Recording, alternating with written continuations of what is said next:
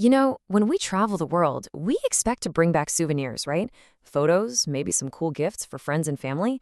But sometimes we can pick up something else, something we didn't bargain for, an invisible stowaway that can pose a really serious risk. So today, let's unpack the incredible story of tropical diseases in a world that's more connected than ever.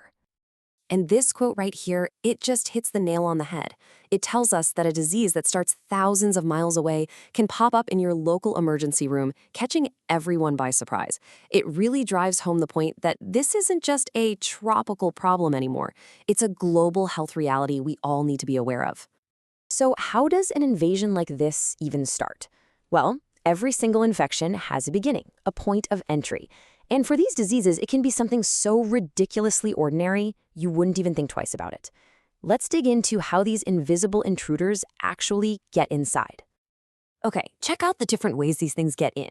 It's fascinating. For amoebiosis and roundworm, it could be as simple as a sip of contaminated water or some unwashed food. Hide it a disease? That could come from something as innocent as petting an infected dog. Then you've got filariasis, which is hand-delivered by mosquito, and leprosy, this ancient disease, it gets passed on through really close, prolonged contact. Each one of these pathogens has its own special key to unlock a way into our bodies. All right, so the invaders have breached the gates. They're in. But what happens next? This is where things get really interesting. Let's follow them inside and see the incredible and honestly sometimes terrifying ways they go to work. Let's start with amoebiasis. When these amoebas make it to the liver, they don't just hang out. They wage a full-on chemical war. They release these powerful enzymes that just digest the tissue around them.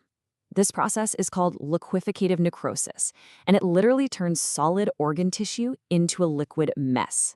The parasite is basically dissolving you to build its own home. And the result of that chemical warfare is, well, this. The source material uses this unforgettable description: an anchovy sauce-like fluid. It's such a visceral, shocking image, isn't it?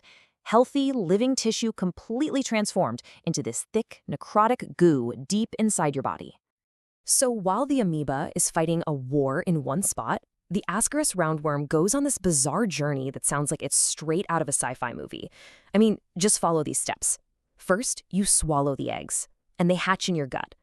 Okay, but then the larvae travel to your liver and lungs. And here's the wild part.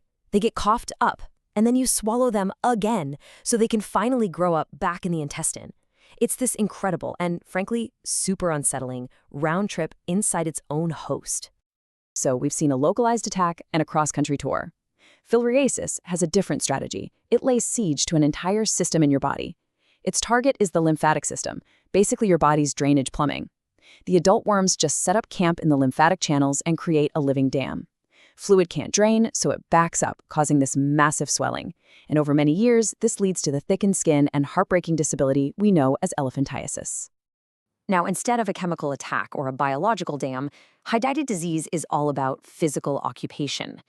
It's less of a battle and more of a slow, hostile takeover. The parasite forms a cyst. Think of it like a living, growing water balloon inside an organ like the liver or lungs. As this thing expands, it just squishes and damages vital tissue around it. The harm comes from its sheer growing presence. It becomes this unwanted tenant that just will not stop expanding its room. And for our last example, leprosy, we find a story that's not just about the bacteria, but about us, because the severity of this disease depends almost entirely on how your own body fights back. If you have a strong immune response, the tuberculoid form, your body contains the bacteria and the damage is localized. But if you have a weak response, the lepromatous form, the bacteria run wild, causing massive, widespread damage.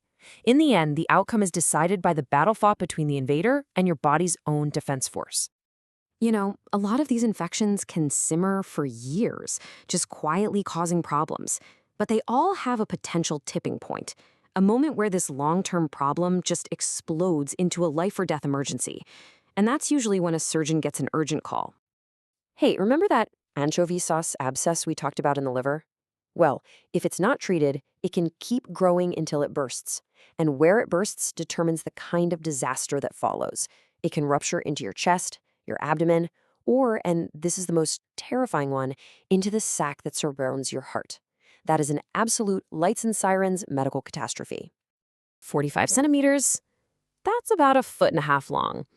Now, just try to imagine not just one, but a tangled mass of worms that big, creating a complete blockage in your intestine.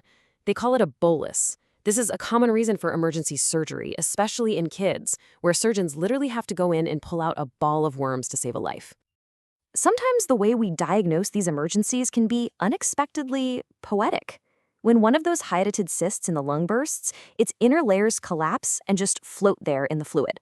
On a CT scan, it creates this beautiful but really eerie image that doctors have named the water lily sign. What a hauntingly beautiful name for such a serious medical problem. But not all emergencies are a sudden explosion. For diseases like filariasis and leprosy, the emergency is more like a slow, creeping disaster. The massive swelling from elephantiasis is a permanent, life-altering disability. With leprosy, the nerve damage causes hands and feet to curl into a claw shape. And maybe worst of all, the loss of sensation means people can't feel pain. They get injured over and over, developing ulcers, and sometimes their body even reabsorbs their own fingers and toes. It's just a long, drawn-out, devastating emergency. Okay, after hearing about all of this devastation, it's pretty easy to feel a bit hopeless. But the story absolutely does not end there. We are not defenseless against these things, not by a long shot. Let's look at how modern science is actually fighting back against these ancient enemies. The way we fight back is a multi-pronged attack, and the good news is it's incredibly effective. First up, we have powerful drugs that go after the invaders directly. For something as old as leprosy, it's modern multi-drug therapy that provides the cure. For those abscesses and cysts that have set up shop, we can often use minimally invasive techniques, like just draining them with a needle, without needing major surgery. And of course, when a real crisis hits, like a rupture or a blockage, our surgeons are ready to step in. The main point here is that there's real hope and there are real effective cures. Science gives us the tools we need to win. And that brings us right back to where we started. We've seen how these diseases get in, how they wreak havoc, and how we can stop them. But the big takeaway is this. As our world gets smaller, the diseases of one place can become the health challenges for everywhere else. So the final question really isn't just about how we treat these illnesses when they pop up, but how do we get our entire global health community ready for a future where diseases just don't care about borders?